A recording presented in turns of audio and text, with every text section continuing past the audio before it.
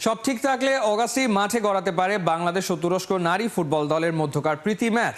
এমন আশ্বাসই মিলল তুরস্কের ফুটবল ফেডারেশনের সভাপতি ইব্রাহিম এতেম হাজি ওসমান ওগলুর কাছ থেকে। শুক্রবার ইস্তানবুলে অবস্থিত টিএফএফ এর সদর দপ্তরে যুব ও ক্রীড়া উপদেষ্টা আসিফ মাহমুদ সজীব ভুইয়া এবং টিএফএফ প্রেসিডেন্টের মধ্যকার দ্বিপাক্ষিক বৈঠক অনুষ্ঠিত হয়। বৈঠকে দুই দেশ ফুটবলের উন্নয়ন ও পারস্পরিক সহযোগিতা জোরদার করার বিষয়ে একমত হন।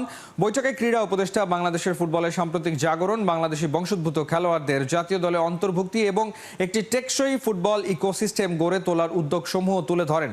এ সময় দুই দেশের নারী দলের মধ্যে প্রীতি ম্যাচের প্রস্তাব দিলে তা লুফে নেন টিএফএফ প্রেসিডেন্ট। একই সঙ্গে তিনি বাংলাদেশের ফুটবল কাঠামো শক্তিশালী করতে কারিগরি সহায়তা, কোচ ও রেফারিদের প্রশিক্ষণ, ক্রীড়া চিকিৎসা এবং অভিজ্ঞতা বিনিময় সহ সর্বাত্মক সহযোগিতার আশ্বাস প্রদান করেন।